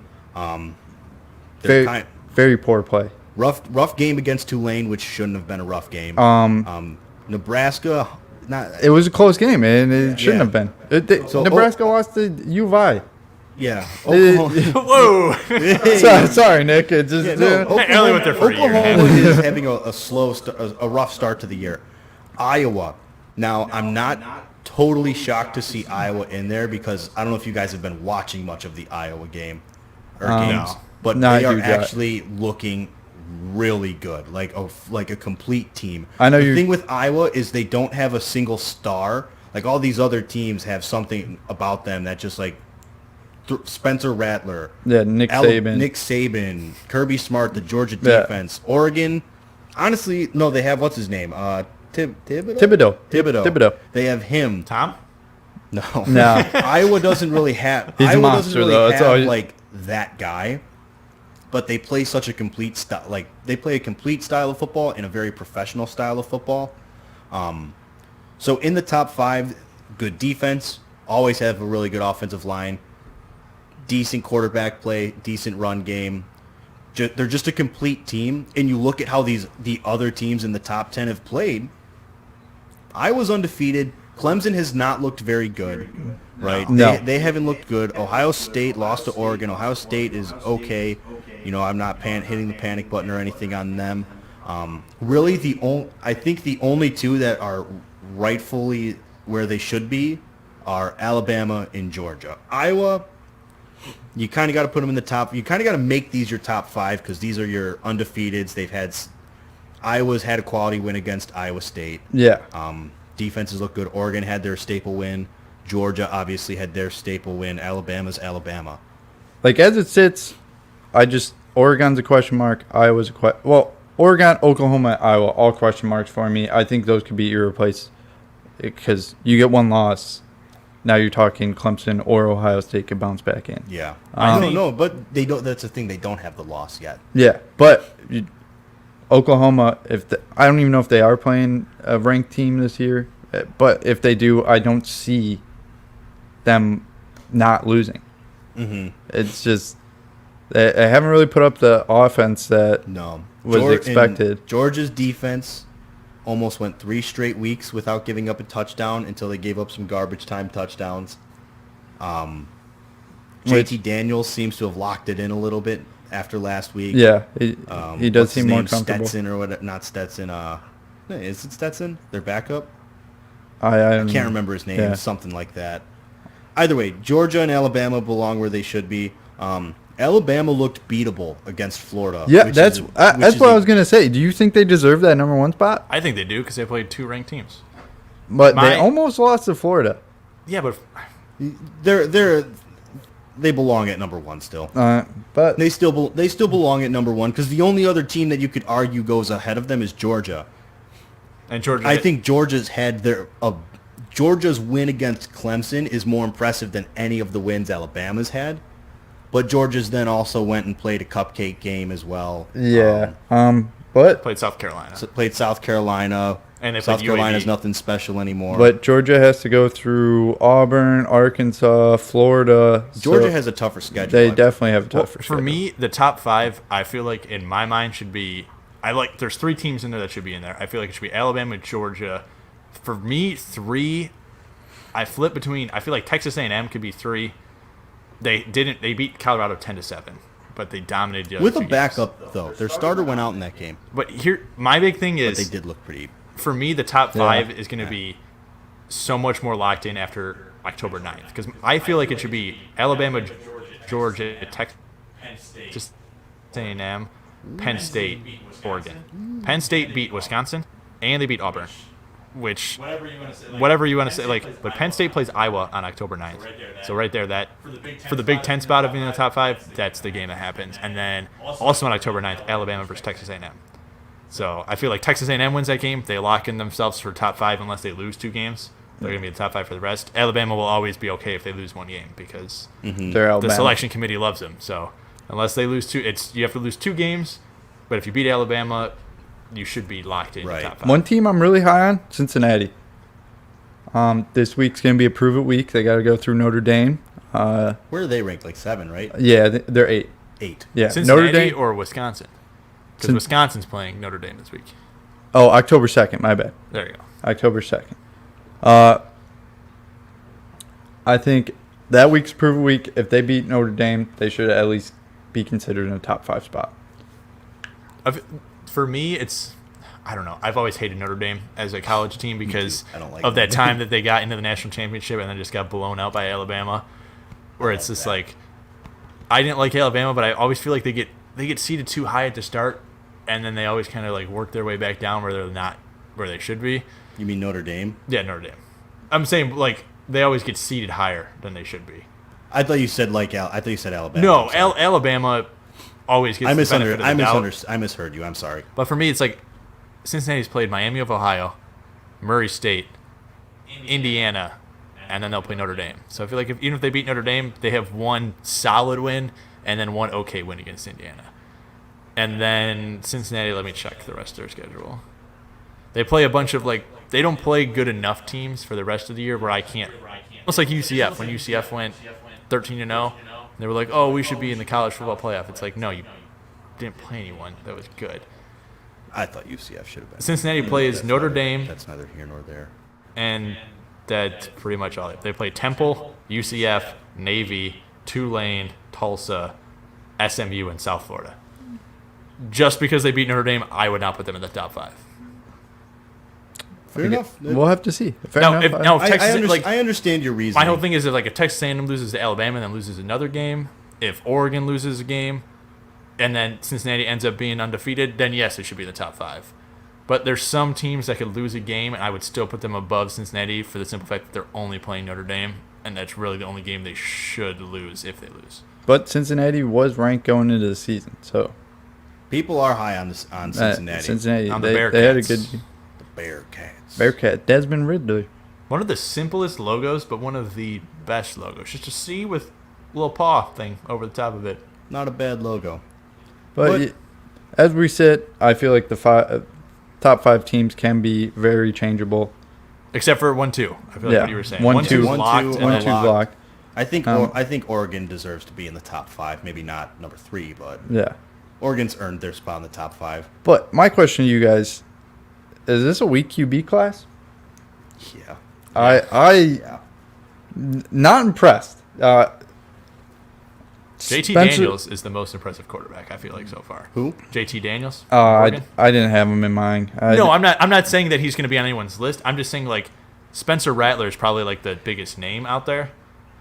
And then stats wise, Spencer Rattler's looked awfully human, man. He has. I'll let Bobby give out the stats for the other 4 guys, but Spencer Rattler, 761 yards, 7 touchdowns. Mind you, 5 of them came in one game. Mm-hmm. So he's only threw 1 touchdown, another 2. So not that good. And 2 interceptions. He's not played good teams.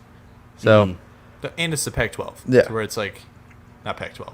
Big 12. Big 12. Where it's you should light it up. That's kind of like you say 761 yards in 3 games I think they played, and 7 touchdowns. You're like, oh, that's insane. It's it's the Big 12. It's that's kind of expected. Like Jalen Hurts did that 2 years ago. Yeah. And it was and then that's your number 1 pick that everyone was saying going into the season. And so far through 3 games, I'm not impressed.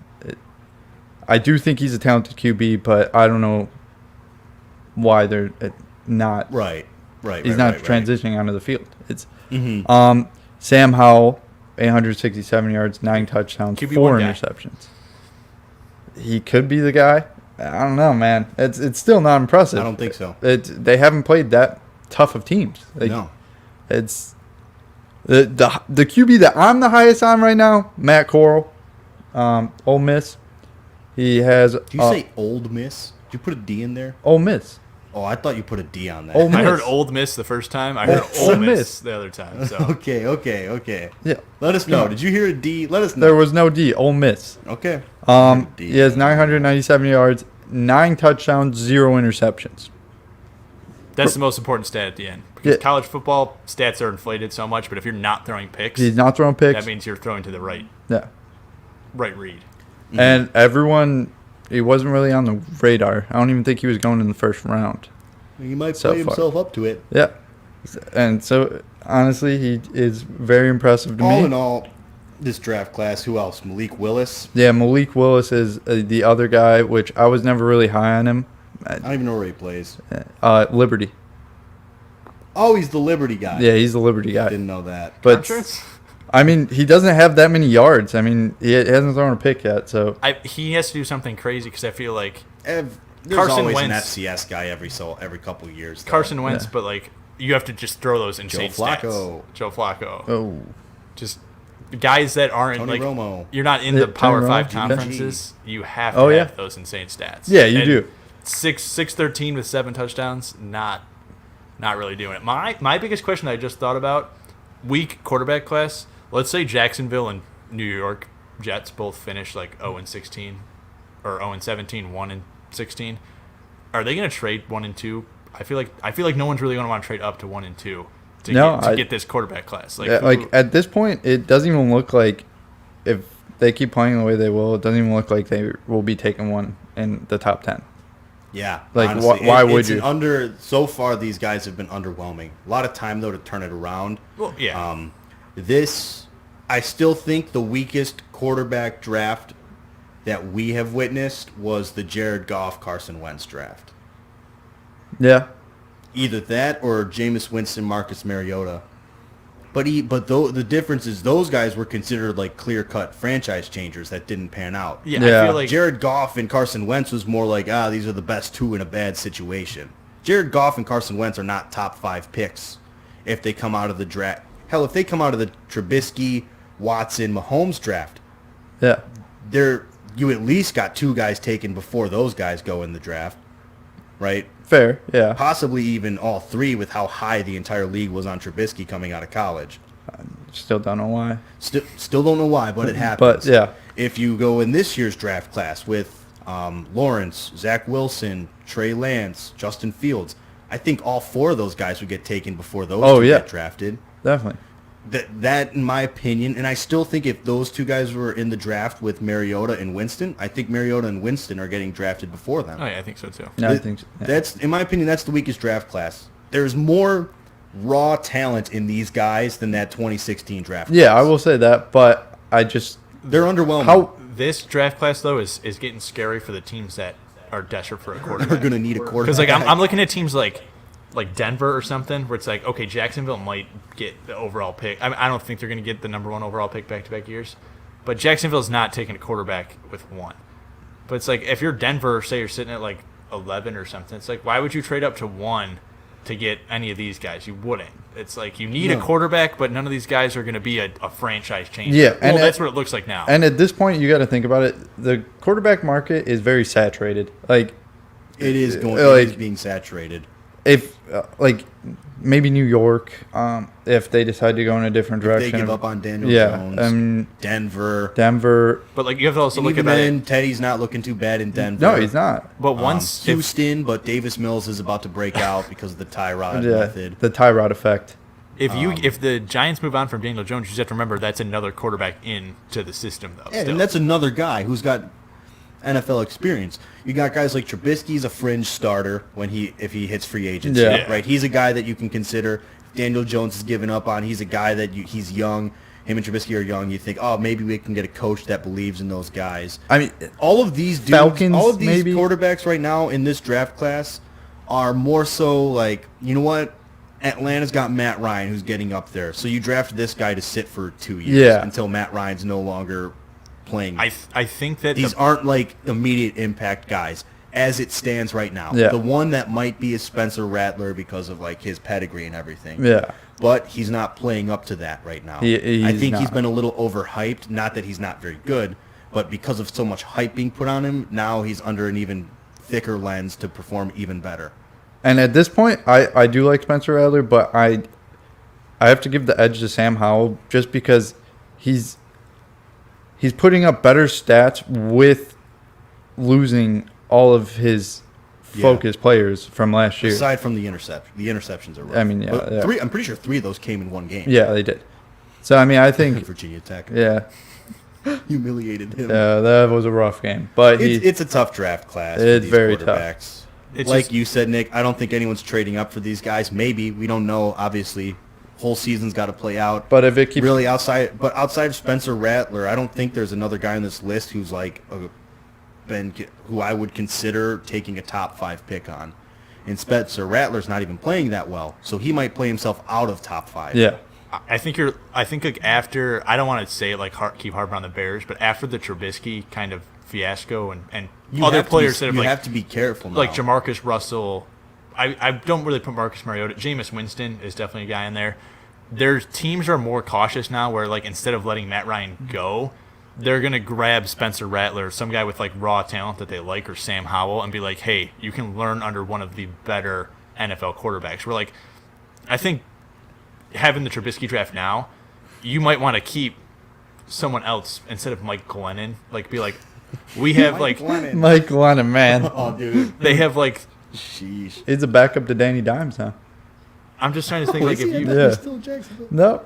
if you had like a guy like Josh McCown or Jay Cutler, be like, we're gonna draft Trubisky, but you're definitely not playing for a year. And I feel like that might change. Like with this draft class, with how weak the quarterbacks are, except maybe one or two random guys, you might see the Atlanta Falcons be like, we're picking Spencer Rattler as the first quarterback off the board, but he's not going to play for a whole year. Like we're already curbing him to a backup role because we're not going to waste a top 10 overall pick on a quarterback that is going to fizzle out because he's not ready to be an NFL quarterback yet. Yeah, not impressed this year. Last year was way better. Yeah, last year was way better. Yeah. But big news down in USC. Clay Hilton fired. Good riddance. Goodbye. You stink. Should have been fired last year. Should have been. It's kind of wild when you think about it. Clay Helton, in his first 2 years with USC, had Sam Darnold. Right, he had Sam Darnold. He had top 10 finishes each year, I believe. Won the Rose Bowl his first full year as the head coach. Yep. They finished the season ranked number 3 in the nation. So you thought, oh, Clay Helton's not the guy we would have expected to turn around USC, but maybe he's on to something. Yeah, but since the Sam Darnold era of USC has ended, really not much. Yeah, 46 and 24. 46 and 24. Still a winning record. But for a college football coach, and especially a USC coach, for the guy who was supposed to bring the USC football program back to what it was in the Pete Carroll era in the time before, you underperformed. Everyone talks about he's a nice guy, but he's not the football coach to turn around the program. Yeah, and I think after that loss to Stanford, it was just, that loss to Stanford was the nail in the coffin. Yeah, they shouldn't have lost that game. Stanford is not even ranked. You're ranked. You're going in there. You have to beat a Pac-12 team. You got to do something. He's fired. I don't really know who you replace him with. There's the Urban Meyer, Deion Sanders, Eric Bieniemy. I don't think Eric Bieniemy's leaving the NFL. Urban Meyer's not, unless he's fired. I don't see him. Could he be one and done? Jacksonville go 0-17. That's not a very good way to build a program, is to fire your first year head coach. But yeah, that was a rumor spiraling right after the. No, I know. Deion Sanders maybe, but I think he's got it made. I feel like he's pretty Jackson State.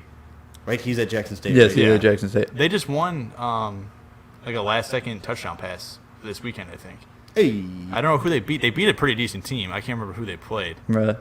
It's fine. But for me, it's like Urban Meyer isn't so much a thing of I understand the draw of maybe a one and done. I don't know if a college campus. He had problems in Florida. He had huge problems in Ohio State. I don't know if USC is going to be like, hey, we want him on our he's a good coach, but every program he goes to, he leaves right as things get bad. Yeah, Utah, Florida, Ohio State. Yep. People forget he was in Utah. Oh yeah, he was. Alex Smith. Yep, I was about to say that. It's fine. This is what's going to happen. Nagy's going to be fired at the end of the year, and he's going to sign with USC to be the USC head coach. No, dude, come on, Nagy man. at USC, and you're going to have to still. I would just be cursed, man. Matt Nagy at USC. Maybe he's a good college coach. No. He's going to be like, what? Oh, let's run a 10-yard slant. Try to hit him. What's that? 3rd and 12? I'm going to do a 5-yard hitch to my number 1 wide receiver and hope he makes a crazy play. Scrub. I don't really know, dude. I'm not too familiar with the top names for college football. These are the rumors spinning, so. We'll see. They got a whole year to figure it out. Maybe they'll do another thing where their interim head coach just stays the head coach. Honestly, he might. I mean, their backup came in, won the game. Played pretty well. Who's Florida State's head coach? I can't think of him now. Dude, I haven't known who it's been since Jimbo Fisher left. I mean, he's doing awful, so he might be on the hot seat as well. Because I was trying to think. Because at first I thought Jimbo Fisher's Texas A&M now. Yeah, right? I know. Because that Jackson State or whatever Deion Sanders' team is didn't win. Florida State just lost to Jacksonville State on the last second play. Yeah. And I was thinking that Jimbo Fisher was still the Florida State coach. No. I'm like, I can see him, going to USC because they just he just got locked down in A&M. Yeah, in A&M, yeah. But Yeah. I'm going to – Mike Norville is Florida State's head coach. Yeah, dude, he's going to be gone. He's going to be gone. I'm surprised they didn't him and Clay Hilton after that Jackson State. Yeah. They just flip. No, I don't want that guy over at USC. I don't know what's going to happen, though. There's so much time to see that happen, how that plays out. And we can sit here and just throw names out there, but honestly, until we get some more substance, it's hard. At this point, you're already 1-1. You're out of the college football playoff as a USC team. Just put in an interim coach. Take a year to don't rush. Right? Yeah, they're not going to hire. Oh yeah, they definitely already have been. We'll see what happens though. Anyways, for our episode, let's move. Nick, you got your question of the week for us, and then we'll wrap things up. Yeah. So I was thinking about this a couple times, like from week 1 and week 2 with NFL. If Roger Goodell just randomly said it's too uneven in the NFL, we're having a fantasy-style draft with all the players, and you got the first overall pick to pick one player in the NFL, current player in the NFL, to like start your team around, who would you pick? Because I was trying to think and it's split in my mind of like, do you pick a quarterback? Do you pick Tom Brady? Yeah, of course you gotta go quarterback. Pat Mahomes, boom, done. It's done. Boom, clear cut. That's the number one person you're taking. You know what? Screw it. No, it's Pat Mahomes. Like, how could you? There's no other person that you could justify it. Like, if I do a fantasy, I'll change this is a good question. Damn it, think a little bit. I'll change this up because if you guys are gonna go Pat Mahomes really easy, dude, I'm sorry. Roger Goodell says round 1, everyone has to pick a defensive player, and then round 2 starts Darnold. With offensive players. Aaron Donald, he's older though. It's because for me, Aaron Donald. For me, I was debating like if I took quarterback out of my, because I'm like, okay, you're obviously gonna pick quarterback because that's if you have a really terrible quarterback, you're gonna. I think I'd go Chase Young would be my defensive player. Chase Young? Ooh, that's a good one. I really like Budda Baker, man. I don't know why. It's a good safety. Okay. No, I'm going Aaron Donald. I think I would go Budda Baker. Aaron Donald's best defensive player in football. He's really not Jaylen. You're not gonna pick Jaylen Johnson first? No, he's a top 5 cornerback. Roquan Smith. That's Andrew's favorite defense player. But Jaylen Johnson's a top 5 corner by the end of the year, guaranteed by Andrew Miller. I truly believe he will establish himself as that. Mills' stamp of approval. Top 5 corner. Yes. I feel like we need to start doing a hot takes point board every time you get one right. Yeah, dude, we need to hang up and then like every whiteboard, nice and we need whiteboard we haven't used. And yeah, come on. And then like every just balance it right on that. Yeah, dude, and we need to put our hot takes on. Do we have a whiteboard marker over there? Yeah, we got like 5 colors. I'm gonna put it down there right now. Well, we'll do it after the episode. Yeah, we'll do it after the episode. It's not like our cameras are gonna catch it. We can put it behind Bobby next time. We will. Yeah, I can't look that. Yeah. All right. I told you. But I just don't want to forget him because I feel like my hot takes of like picking Casey Mize, like that's we will start with that from this week. This week on, and then this is Mills' first hot take. We'll come up with one of our own hot takes. Yes, my first hot take is barring injury, Jaylen Johnson is going to establish himself as a top 5 cornerback. Okay. And then we'll do like at the end of the year, like December 31st every year, whoever has the most wins something. I'm still waiting for my golf balls, by the way. Oh shit! I forgot it's been months, man. I mean, you can just wash, the $20 that he owes you for the Brewers. And we'll just call it even. You were supposed to help with the golf balls. I don't remember this. It was the NFL draft. It was the draft. Yeah, oh, that's right. Okay, yeah. I'm not giving up my whole $20 over this golf. Although I guess Pro V1s are like $44. All right, dude, just keep the 20. Nick will give you 20 and buy yourself some Pro V1s. What do you mean? You still gotta pay your I was gonna buy him some noodles. Some noodles. Yeah, I'm gonna lose them, man. I don't even want Pro V1s. You don't want the okay, fine. Tell you what, I'll take your Pro V1s, and you give me the $20.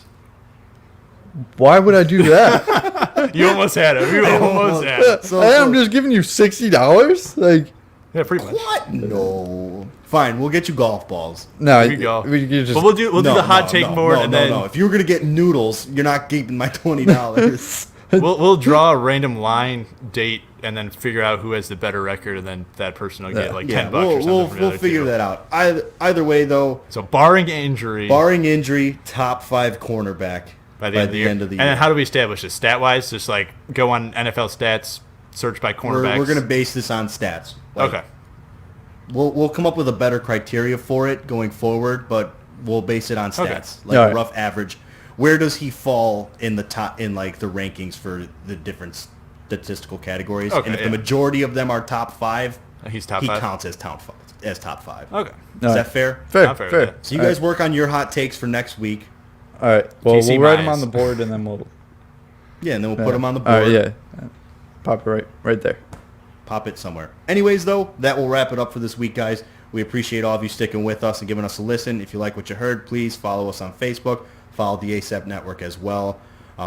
Smash that that like and subscribe button on our YouTube. Follow us on Twitter at GTS Podcast 1. And until next week, guys, thanks for listening. See you guys.